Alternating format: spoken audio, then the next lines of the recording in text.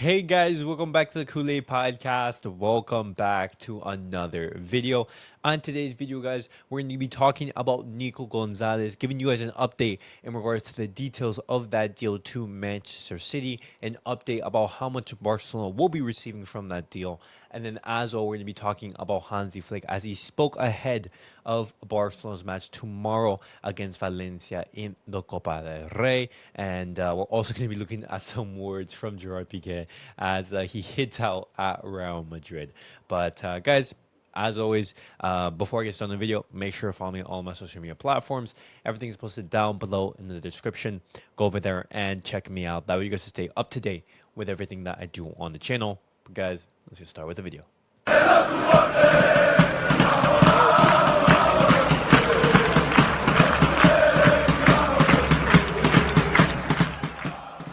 All right, guys, let's get started with the video and let's briefly talk about Nico González, who has become a Manchester City player. I'm so happy for him that he's having success in his career. But Barcelona, they were originally going to get a 40%, 40% of any future offer or any profit that Porto were going to get for his sale, a 40% sell-on clause.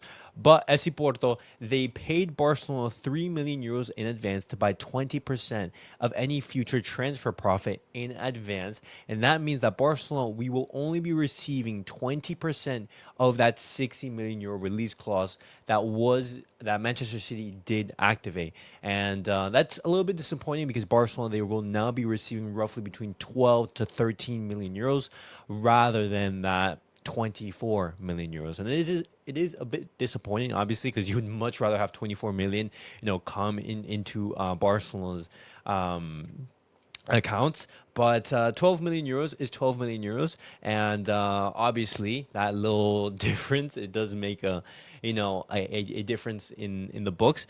But as I said before, guys, we wish Nico González all the very best, and Barcelona, they will be recuperating some money from that deal.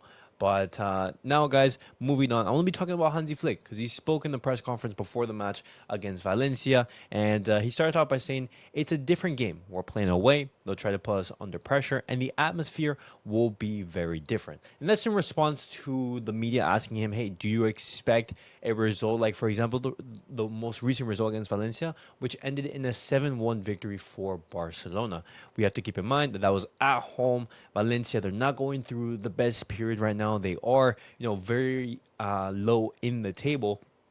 They're basically fighting relegation in that zone. And we do know as well that when we did play them in their own stadium in the Mestalla, Barcelona, we had a narrow victory, a 2-1 victory. And we always know that going away to Mestalla is a very tricky encounter.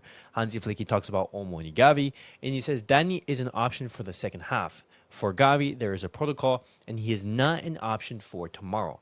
Today, he trained on the sidelines, and it is good to do this because the blow was very hard, the blow to the head. Also, for the opponent who had an injury. And so, what does that mean? That means Gavi will not be involved in Barcelona's match tomorrow against Valencia. And Dani Olmo, he has recovered, and he will be an option for Hansi Flick coming off of the bench. That's very, very good. Dani Olmo recovers, and Gavi will be out for a couple of days, but he's most likely will be back in the weekend. Hansi Flick talks about Frankie de Jong. He says, you always compare players by position, but that's not how it works. We have a game tomorrow and another on Sunday. We'll arrive at dawn and I need all the players. I'm happy to have options. Frankie is a great player, but so is Marcasado. It doesn't matter who I choose. The important thing is the team. And he continues on. He talks about Dani Olmo. It says, Dani has shown in many games how important he is for us. He scores goals. He knows how to keep the ball. It's important to have players like him in the team, but we always want to take care of him. He has been injured quite a lot, and we also have to make him play. We have to be careful, know how he feels in order to adapt. He's very important for us. And in regards to any speculations for the lineup, the media is currently saying that they expect the same lineup to be fielded that Barcelona fielded against Valencia in our earlier match. And so when we look at that, this is the lineup that Hansi Flick, he did field against Valencia in that 7-1 victory. As you can see, that back line is Balde, Eric Garcia, Pau Cuarci, and Jos Kunde, Chesney in goal. And in the midfield, it was Frankie de Jong and Marcasolo. But Pedri, he was out. So it's interesting to see who's going to be starting there. Is it going to be Frankie de Jong? Or is it going to be Marcasado, Rafinha out on the left, Fermin in the number 10, who played absolutely phenomenal. You had Lamine Yamal out on the right. And one big player is Ferran Torres because he benches Robert Lewandowski. Now, in the game against Valencia, Robert Lewandowski, he was given rest. But for this type of occasion, Barcelona, they're in a knockout game. It's a high-stakes game, and Hansi Flick, in this type of match, he's opting to go for Ferran rather than Lewandowski. That says something. That says something. But could it also be, some sort of contract move from Hansi Flick and Barcelona? I don't know. But guys, continuing on.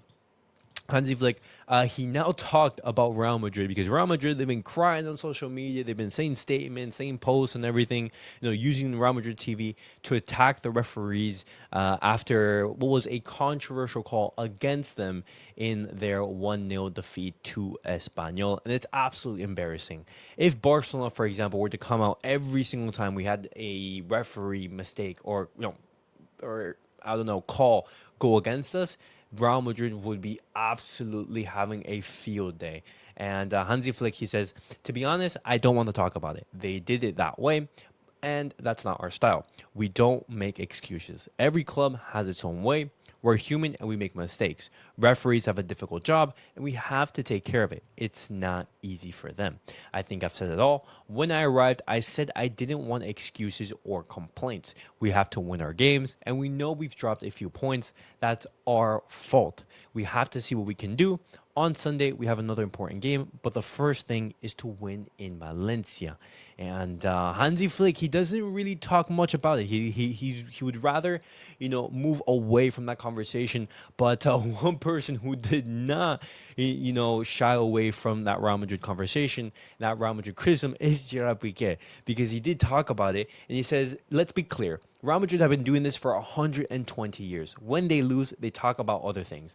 They want people to ask other questions. Referees are what they are and what they will always be. And Piqué, right there, very critical of Real Madrid. He's absolutely right, guys. How many times have you seen Barcelona, for example, be negatively affected by refereeing decisions, and you don't see Barcelona, for example, going on social media and having an official statement talk about it? You don't see, for example, the headline, the biggest refereeing scandal in the world. That's absolutely absurd. But continuing on, Hansi Flick, he does talk about rotations that could potentially be made against Valencia. He says it's normal that we think about rotations. We play at 9:30 p.m. and we won't be able to travel back from Valencia, which will mean we'll be late. Then we have a game in Seville, and we have to think about the players. There may be rotations. So, Robert Lewandowski being rested, it could be a sort of measure to rotate him, to rest him, knowing how he's been picking up minutes, or it could be a tactical decision. We'll have to see. But he continues on. He talks about his 60th birthday, and I honestly thought that Hansi Flick was a lot younger. I did not think that he was actually 60 years old, but I wish Hansi Flick a very happy birthday, and hopefully we are able to celebrate with a victory in the Copa del Rey. And he says, in my life, I often think of situations I would like to experience, and many dreams have come true. Coaching Barca was a dream. For me, it is incredible to be here on my 60th birthday. I love Barcelona, the city, the food, and the sun, but I also love this club. Working and training with this team is fantastic. I have unique players. I have never had that before. It is very good to see this, and I appreciate it very much. It is a dream come true. And he reaffirms the starting goalkeeper position, which is going to be Chesney, the number one. And he says, I understand that you are comparing the two players. Iñaki is a fantastic goalkeeper, but we have chosen Tech for his personality and his style. He is doing well. They are both great goalkeepers. As our youth talents, the decision is the one we have made, and we have to stick with it. We always decide for the good of the team, and that is how I want to do it. And so that is basic confirmation that Hansi Flick, he would not be changing goalkeepers for the cup competitions. Szczesny is the number one, and he will be the number one until the end of the season.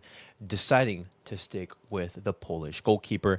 And as I said before, guys, in regards to the previous call, because something just came into my mind, obviously we would want to celebrate, his birthday with a victory, but also we want to give him some silverware at the end of the season. And very briefly, guys, I want to show you this post from Atletico Madrid's official X account, because they made basically a slight little dig at Real Madrid. I don't know if you guys can see the exact wording from the X post, but they were basically giving instructions on how to prepare for the Madrid derby, which is going to be coming this weekend.